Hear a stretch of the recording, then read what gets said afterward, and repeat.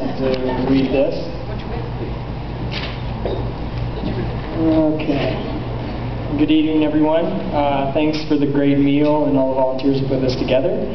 I'm honored to be here on behalf of my grandfather, Gordon Gare, and to accept for him the honor of being inducted into the Mississauga Sports Hall of Fame. Although he cannot be here tonight, he's in good health, living with his daughter Patty in South River, Ontario. I see him often as we have a cottage in South River also. Grandpa was never one to seek personal recognition for any of his achievements, either as a player or a builder, but I know he is grateful for this acknowledgement you're giving him tonight. He would also point out that although he was instrumental in establishing minor lacrosse in what was then Toronto Townships, he couldn't have done it all alone. And there are many people he still speaks highly of who helped make it all possible.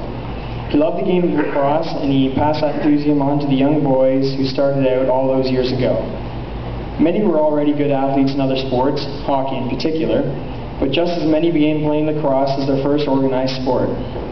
It was an accomplishment of those boys that he was most proud of. What started off as one novice boys team in 1954 grew into a full minor league system by the time Toronto Township became Mississauga.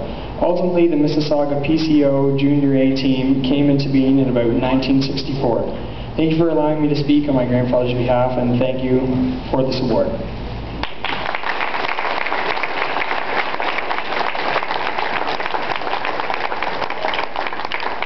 Thank you very much, and congratulations. Our final inductee tonight